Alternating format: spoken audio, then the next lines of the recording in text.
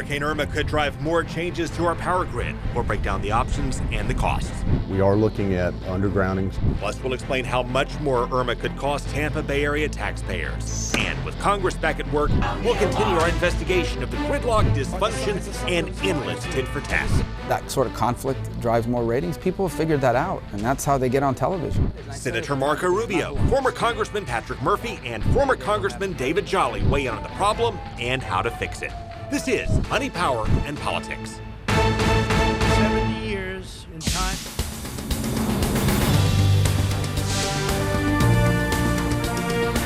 Well, we'll start with an Only in Florida moment with State Senator Daphne Campbell. She first made our Only in Florida list during the session when we noticed the senator who went on a racist, sexist rant and hurled the N-word against the Legislative Black Caucus was pushing her voting buttons and voting in her name. We placed call after call asking why Frank Artillis was voting in her place.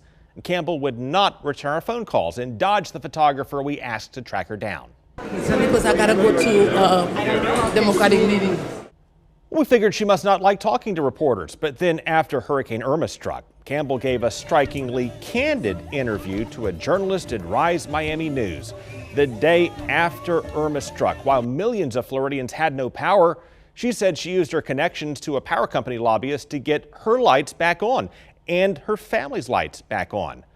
Florida Power and Light said it did not give her any special treatment, but she certainly tried to get special treatment and thought she had, based on what she told Rise Miami News. Like this morning, I was on the phone with John Hawley.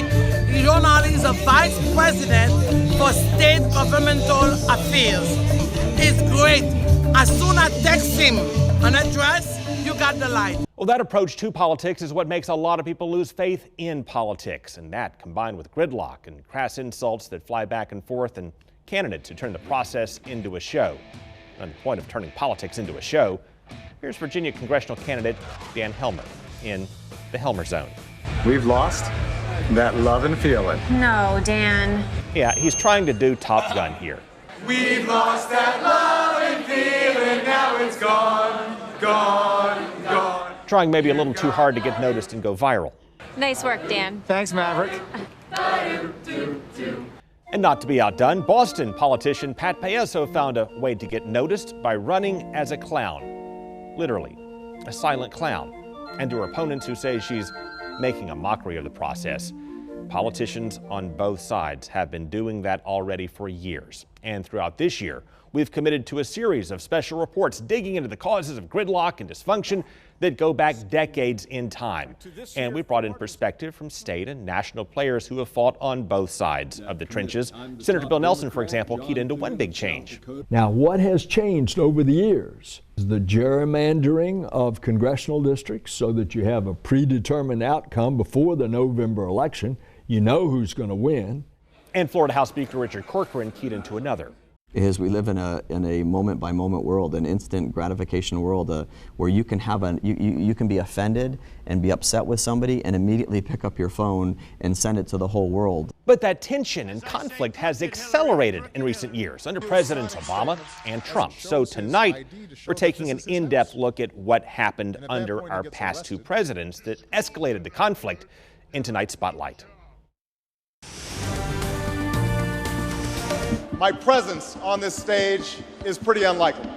Senator Barack Obama took off as a national star by calling for unity. There is not a liberal America and a conservative America. There is the United States of America. But his call for hope and change hit roadblocks from the start. No, no, no. Not God bless America. God damn America. The angry and inflammatory sermons from Obama's pastor turned the race to issues of race. And that took off after Obama won. Hillsborough Commissioner Les Miller said it struck him when he heard a protester on the news. They were asking her, how do you feel about President Obama being president? She went off on why should we have to have a colored man being president of the United States when he even was born in the United States. He was born in Hawaii.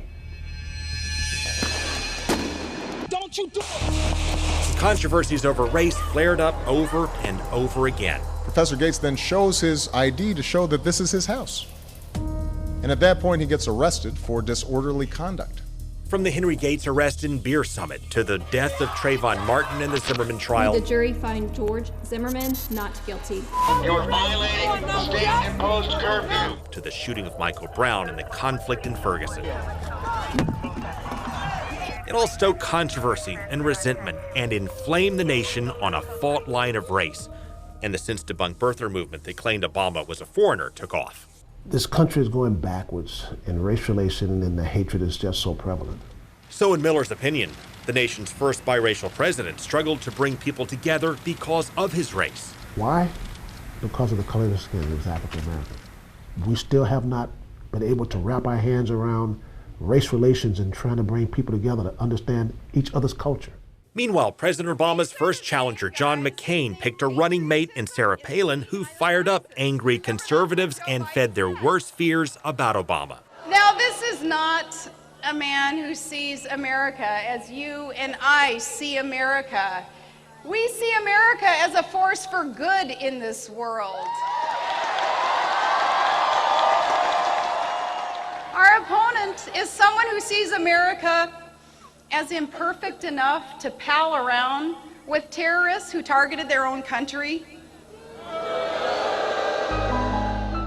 And in his first year in office, Obama drove more division by pressing for jarring changes to our healthcare system. Republican leaders in Congress decided to try to wait him out and oppose him at every turn, and Obama responded by cutting them out. He signed Obamacare without a single Republican vote.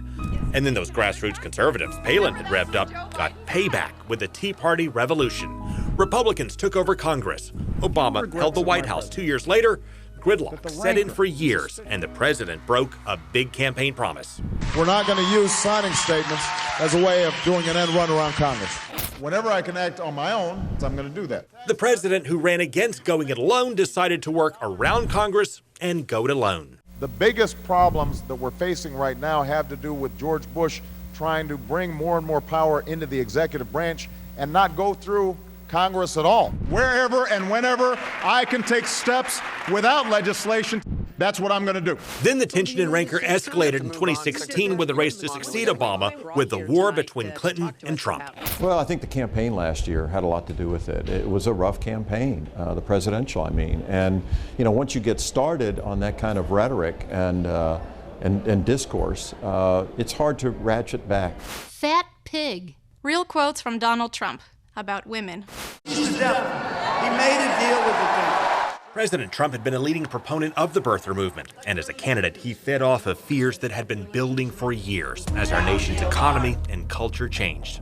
It's breeding resentment along lines that I'm not comfortable with, racial lines, demographic lines, ethnic lines. We're scared. We're scared of an Obama presidency. Here's how John McCain responded to his supporters' fears in 2008. He is a decent person and a person that you do not have to be scared as President of the United States. McCain tried to defuse it. He's an Arab. He is not. No. No, ma'am. He's a decent family man, citizen that I just happen to have disagreements with. Now here's how Trump handled a similar situation in his race for president. From White Plains, amen. Okay, we problem in this country. It's called Muslims. We know our current president is one. Right. You know he's not even an American. We need this birth question. certificates, This man. question. But anyway, we have training camps growing where they want to kill us. Mm-hmm. That's my question. When can we get rid of We're them? going to be looking at a lot of different things. And, you know, a lot of people are saying that. Trump also won by ridiculing his rivals. As I say, crooked Hillary, crooked Hillary. So when little Marco spews his crap, be crazy Bernie. He's a crazy man. Lion Ted. And it worked. I heard Lion Ted was going to be here, so we had to come represent. The Lion.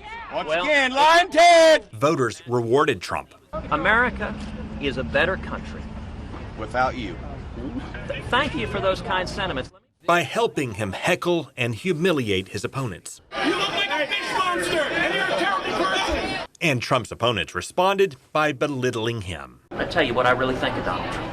This man is a pathological liar. Listen, Donald Trump is a serial philanderer, describes his battles with venereal disease as his own personal Vietnam, of a braggadocious, arrogant buffoon. And so the race and our national discourse degenerated into a volley of personal insults that persist to this day. And so today, it's not enough to say the other side is wrong and here's why.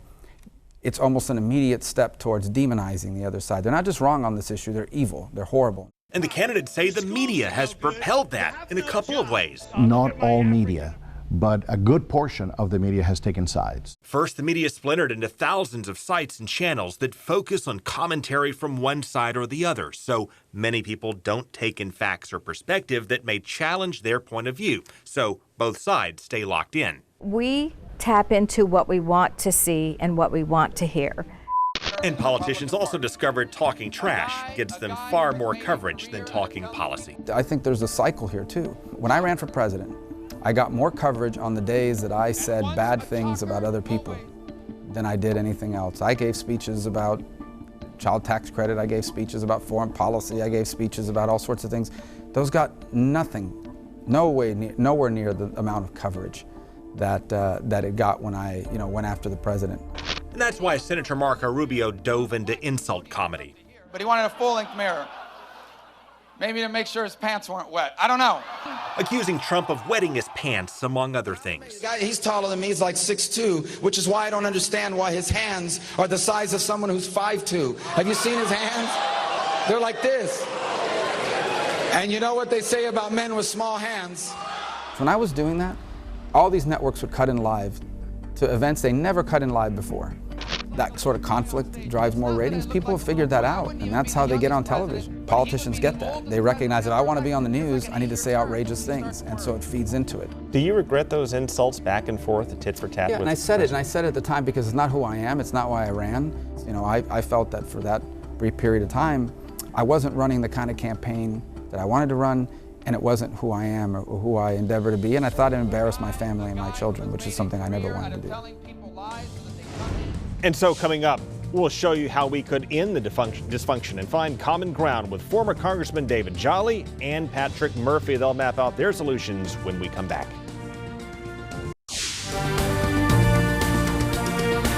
Okay, please welcome back Patrick Murphy, former congressman from South Florida, Democrat, and David Jolly, former congressman from Pinellas County, Republican. The two of you are touring the state, spelling out possible solutions of how to break the gridlock in Washington. First off, the primary cause in each of your mind of the gridlock would be? If I had to choose one to answer your question, I would say gerrymandering. But the list is long, right? There's too much money in politics, too much time spent raising money, too few people voting in the primaries that oftentimes you could argue almost rigged to help a certain political party. You have a lack of relationships in Washington, D.C. People hardly know each other anymore. You've got a media that is really tailoring their subject matter to one audience or another. Not you, I'm not accusing you, but the national media going one way or the other. The news that you read on whether it's a website or a blog, people are consuming a very tailored set of information, and their beliefs are becoming more rigid because of it. Our leaders have led us to that division because of three structural problems. The first is supermajority districts that insulate a Republican to only represent Republicans or a Democrat to only represent Democrats. Consider the Tampa Bay area. We largely have two supermajority Democratic districts, one held by Kathy Castor, one held by Charlie Crist. We have two arguably supermajority Republican districts, one held by Gus Bilirakis, one held by Perm Buchanan. Whatever we may think of them, they are former colleagues, they are friends of ours, we respect them. The reality is their decisions are insulated by supermajority party control of their districts. The second piece is we have closed primaries that also perpetuate this notion that members only have to speak to their party. If we were to open primaries, they could speak more to independents. The third is campaign finance reform. Whatever your view of the solution, I think we all agree that today's system has created a burden on members of Congress and most importantly the electorate. Solutions, we could pass a fair districts. Oh wait, we've already done that. We've already passed a fair districts amendment and yet we still have this? Well, so fair districts, and it was voted overwhelmingly by the people across Florida. Other states have considered it too. It prioritized geographic compactness. That intuitively feels right. We learned from being a kid that gerrymandering, squiggly lines are wrong. Perhaps that should be the definition of fairness. But I would suggest, what if we defined fairness as electoral fairness, electoral competitiveness? Because then Republicans have to speak to a broader constituency. Democrats have to speak to a broader constituency. In the state of Arizona, voters created an independent districting commission. Some would say because Florida is a purple state, we should have equal number of Democrats and equal number of Republicans. They define fairness that way. So you change the way you draw the districts, you open up the primaries, then what do you do to break the chokehold that money has on the elective process? Well, I respect Congressman Jolly for standing up and making it vividly clear to Americans how bad and how broken our political system is because of money. And it's not just the amount of money that's flowing in, it's the amount of time spent by members of Congress to raise that money. And you take it a step further with Citizens United, a Supreme Court case that allowed dark, basically undisclosed groups to come in and weigh in on an election. People that we probably never meet, never know of, spending millions and millions of dollars. That creates a real problem. And we have colleagues on both sides of the aisle that are voting against their heart and against their own district, what's best for their district, and they know it because of the money. And that is shameful for our democracy. How do you change it? You've got to get some people with some real courage. You've got to educate Floridians. You've got to educate Americans to know that their vote does count. They can show up. They can make a difference. They can vote for people maybe across the aisle or someone that is willing to stand up and say, we are going to make changes for this. If you could sign any change to the campaign finance system into law, the first change would be what? I worked hard on what I call the STOP Act that would simply prohibit members of Congress, your elected officials, from asking you for money. It gives them their time back to do the job they were elected to do. It begins to remove certain elements of impropriety. It is already done for judicial candidates and in some other local electoral environments. Citizens United put a constitutional question out there about political speech. It will require a constitutional solution either through the courts or through an amendment. But probably 80% of Citizens United could be addressed through legislative action. We could put stricter caps on the size of donations. We could limit PAC contributions. There is a funding issue, as in there is too much. But the other area I'd like to look at is how is that money spent? The number one driver of campaign money, or the number one expenditure, is on advertising. Maybe we begin to look at, do we create more public forums through public television or other venues for candidate hour? But we need to look at both the amount of money that's being raised, but what's driving it, which is how it's being spent. Former Congressman David Jolly, former Congressman Patrick Murphy on statewide tour, taking a look at ways to break the chokehold of money in politics and ending the gridlock in Washington. Check out my Facebook page, Fox 13's Craig Patrick, for much more information on where they will be, when they will be there, and what they have to say. Gentlemen, thank you so much for joining me. Thank you. Thanks, Craig. Appreciate it, Craig. Check out our YouTube channel for a blueprint for more civility and less gridlock in government. Search for Craig Patrick's Money, Power, and Politics and click subscribe. We have a series of plans and proposals from state and national leaders on both sides of the aisle. And now, coming up, lessons from Hurricane Irma. What more can we do, and what will our politicians demand to harden the power grid, and how much more will this storm cost Tampa Bay taxpayers in the end?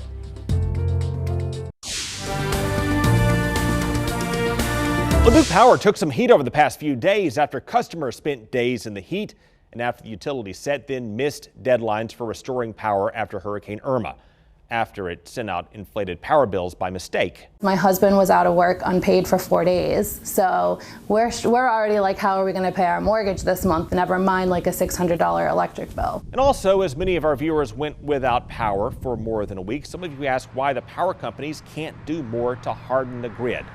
And that question will likely drive a policy discussion next year in the legislature and the PSC. Among other things, the utilities could face more pressure to bury more power lines. It is more expensive and harder to maintain, but it does help in these type of situations with the tree damage. On one hand, ramping up efforts to bury lines should help protect the power grid from future storms and therefore help prevent deadly outages like we saw last week. But it would also cost consumers more, and buried lines can still fail during a storm. For example, when wind yanks down trees from the roots, those roots can also pull up lines, just as falling limbs can take them down from the air. Flooding can also damage buried lines, and buried lines are damaged. In those cases, the source of the damage can be harder to pinpoint and dig up, and therefore could take even longer to repair. We are looking at undergrounding certain tough areas and tough stretches. Well, Duke and Florida Power and Light and other utilities say they've already committed to hardening the grid before Irma struck. They say they've also done more to strengthen primary power lines and make sure the poles are as strong as they can be, and do more to trim limbs and vegetation near lines. They've also been adding monitors throughout the grid to help repair crews pinpoint problems when they occur to make them faster to repair when they go down. Now next, beyond that, we'll show you what else the state and feds may change before the next hurricane strikes and how much that may cost.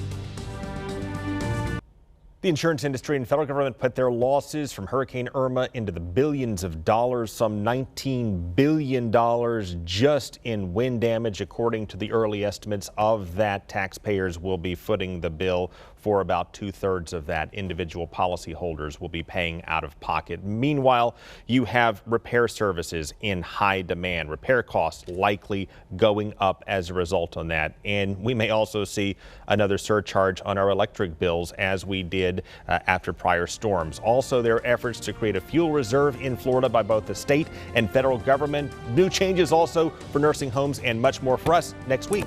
Take care.